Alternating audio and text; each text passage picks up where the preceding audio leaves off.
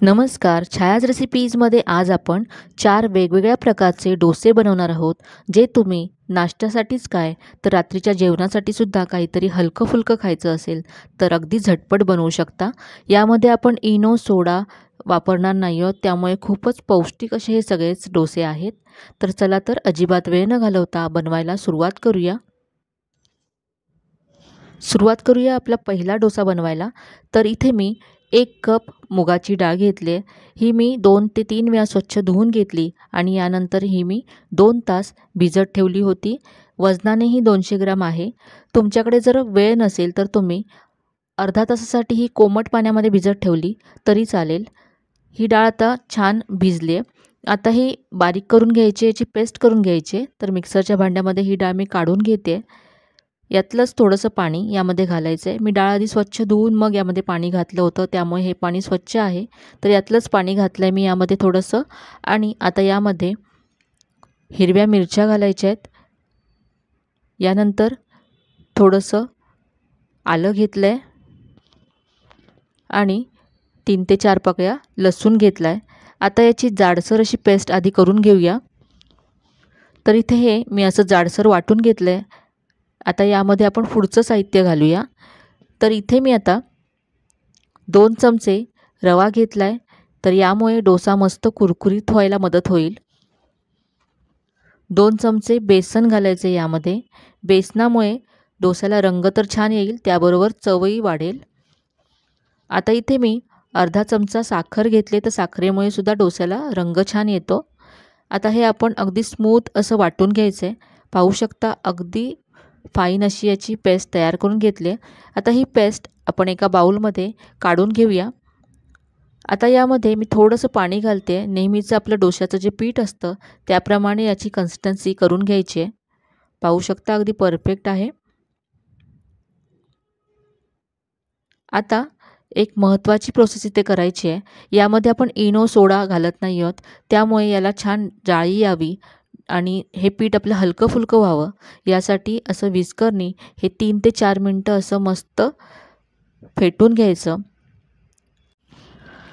आता हे असं फेटल्यानंतर आपण हे झाकून ठेवूया, म्हणजे याच्यामध्ये जो रवा आहे तो सुद्धा छान फुलेल.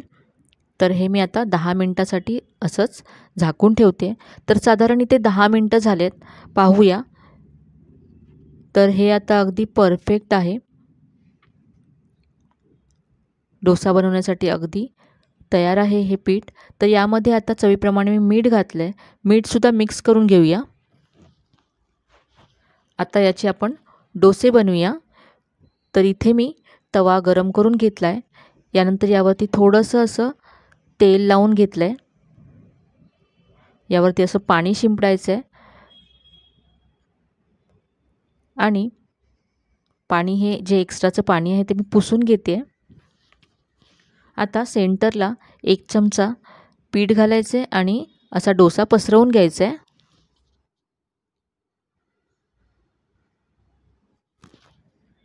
आता गॅसची फ्लेम मीडियम करायची आहे आणि वरच्या बाजूने डोसा ड्राय होईपर्यंत भाजून घ्यायचा आहे. असा तवा फिरवून सगळीकडून एकसारखा हा डोसा मी भाजून घेतला.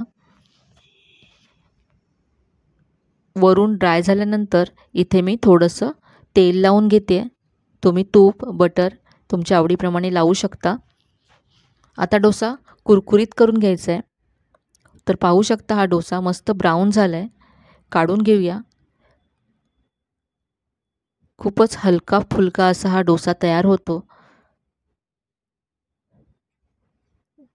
डाळ जर तुम्ही आधी भिजत घातली तर अगदी झटपट हा डोसा तुम्ही बनवू शकता.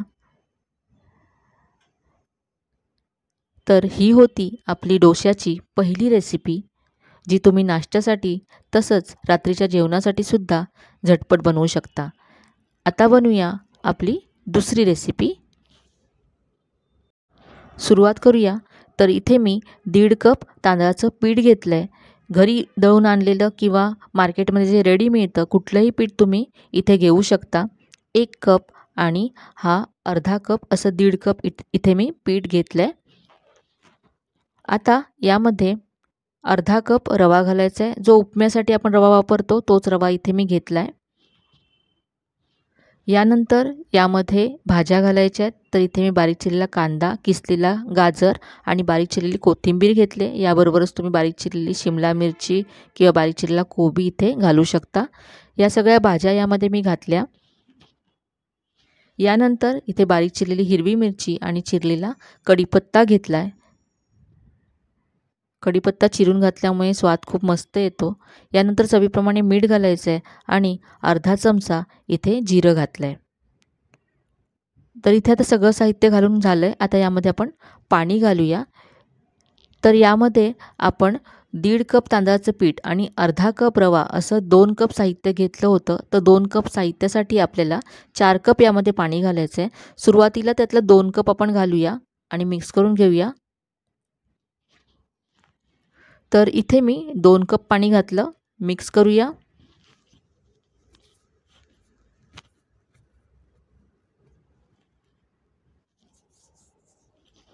आता उरलेलं आणखी 2 कप इथे घालते. आता हे सगळं मिक्स करून एकजीव करून घ्यायचं आहे. याच्यातल्या सगळ्या गुठळ्या काढून घ्यायच्या आहेत आणि अगदी स्मूथ असं याचं पीठ तयार करून घ्यायचं आहे. आता याच्यावरती झाकण ठेवूया. यामध्ये रवा आहे तर तो सुद्धा छान भिजला जाईल आणि फुलेल. तर इथे पहा 15 मिनटं झालेत. हे पीठ आपण पुन्हा एकदा मिक्स करून घेऊया. आता डोसा बनवण्यासाठी हे पीठ तयार आहे. तर इथे मी गॅसवरती पॅन गरम करून घेतला आहे. तर यावरती आता तेल न लावताच आपल्याला हे पीठ घालायचं आहे. थोडंसं वरून घालायचं आणि डोसा बनवताना प्रत्येक वेळेस हे पीठ तळापासून ढवळून घ्यायचं, कारण तांदळाचं पीठ खाली बसतं. वरच्या बाजूने डोसा ड्राय झाल्यानंतर तेल सोडून घ्यायचं आहे आणि असा हा डोसा कुरकुरीत करून घेतला. काढून घेऊया. तर तांदळाच्या पिठापासून तुम्ही हा कुरकुरीत डोसा अगदी झटपट नाश्त्यासाठी बनवू शकता. तर ही होती आपली दुसरी डोस्याची रेसिपी. आता बनवूया तिसऱ्या प्रकारचा डोसा. तर यासाठी इथे मिक्सरच्या भांड्यामध्ये 1 कप रवा घ्यायचा आहे. इथे जाड बारीक कोणताही रवा तुम्ही घेऊ शकता, कारण आपण मिक्सरलाच हा फिरवून घेणार आहोत. यानंतर यामध्ये 2 चमचे गव्हाचं पीठ घालायचं आहे. गव्हाच्या पिठामुळे रव्याला बाइंडिंग यायला मदत होईल. यानंतर यामध्ये अर्धा चमचा साखर घालायची. तर साखरेमुळे डोस्याला रंग छान येतो. यानंतर इथे चवीप्रमाणे मीठ घालायचं आहे. इथे मी अर्धा चमचा मीठ घातलं आहे. आता हे आपण मिक्सरला फिरवून घेऊया. अगदी बारीक अशी याची पावडर तयार करून घ्यायची आहे. तर इथे पहा मी हे वाटून घेतलं. अगदी फाईन पावडर तयार झाली आहे. ही आता एका बाउलमध्ये काढून घेऊया. आता यामध्ये 1 कप दही घालायचे. हे दही मी थोडंसं आधी फेटून घेतलं. कमी आंबट दही आहे हे. मिक्स करून घ्यायचं आहे. यानंतर यामध्ये अर्धा कप पाणी घालायचं. तर त्याच दह्याच्या कपामध्ये मी अर्धा कप पाणी घेतलं. मिक्स करून घेऊया. आणखी अर्धा कप पाणी यामध्ये मी घातलं आहे. तर आतापर्यंत यामध्ये मी 1 कप पाणी घातलं. हे असं मिक्स करून घ्यायचं, एकजीव करून घ्यायचं.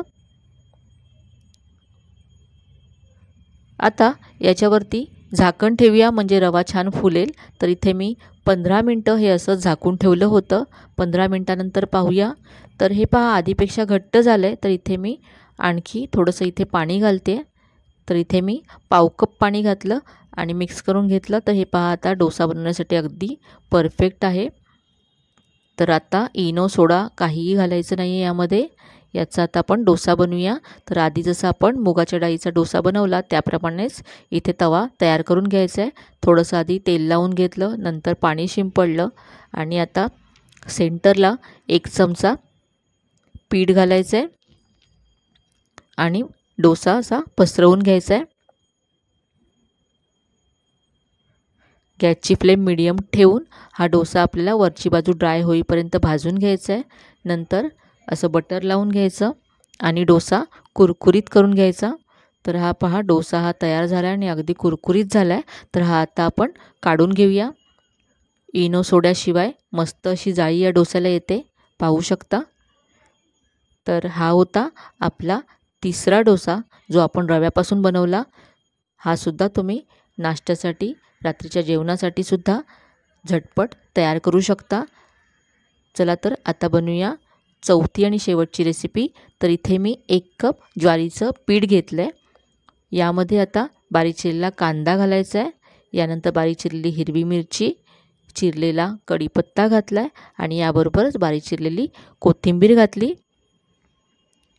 यानंतर यामध्ये चवीप्रमाणे मीठ घालायचं आहे आणि अर्धा चमचा जिरं घातलं. आता यामध्ये पाणी घालूया. तर सुरुवातीला 1 कप इथे मी पाणी घालते. मिक्स करूया.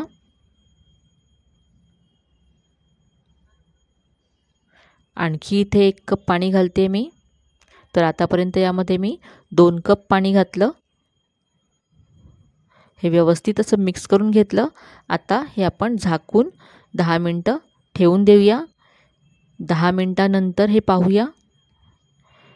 तर हे असं ढवळून घेतलं. अजूनही हे घट्ट आहे. तर इथे मी आणखी 1 कप पाणी घालते. तर इथे पहा, 1 कप ज्वारीच्या पिठाला मी इथे 3 कप पाणी घातलं आणि हे असं ताकाप्रमाणे पातळ असं पीठ तयार करून घेतलं आहे. आता याचे डोसे बनवूया. तर इथे तवा किंवा पॅन गरम करून घ्यायचा आहे. थोडंसं तेल लावून घ्यायचं आणि तवा अगदी मस्त असा गरम हवा. थोडंसं वरून असं हे पीठ घालायचं आहे. मस्त जाळी येते. आणि आता हा डोसा वरून ड्राय होईपर्यंत भाजून घ्यायचा आहे. नंतर थोडंसं असं तेल सोडायचं आहे आणि डोसा कुरकुरीत करून घ्यायचा. तर हा डोसा पाहू शकता मस्त ब्राऊन झाला आहे, अगदी कुरकुरीत झाला आहे. सहज हा असा तवा सोडतो. काढून घेऊया. तर ही होती आपली शेवटची मस्त अशी डोशाची रेसिपी. तर इथे मी चटणीबरोबर हा डोसा सर्व केला आहे. अगदी हलका फुलका असा हा नाश्ता होऊ शकतो. तर आजच्या ह्या 4ही प्रकारच्या वेगवेगळ्या आणि पौष्टिक अशा डोस्याच्या रेसिपीज तुम्हाला कशा वाटल्या कमेंटमध्ये नक्की कळवा. रेसिपीज जर आवडल्या असतील तर व्हिडिओला जास्तीत जास्त लाईक करा, शेअर करा. चॅनलवर नवीन असाल तर चॅनलला सबस्क्राईब करायला विसरू नका. चला तर मग पुन्हा भेटूया अशाच छान छान आणि नवीन नवीन रेसिपीजसह. तोपर्यंत धन्यवाद.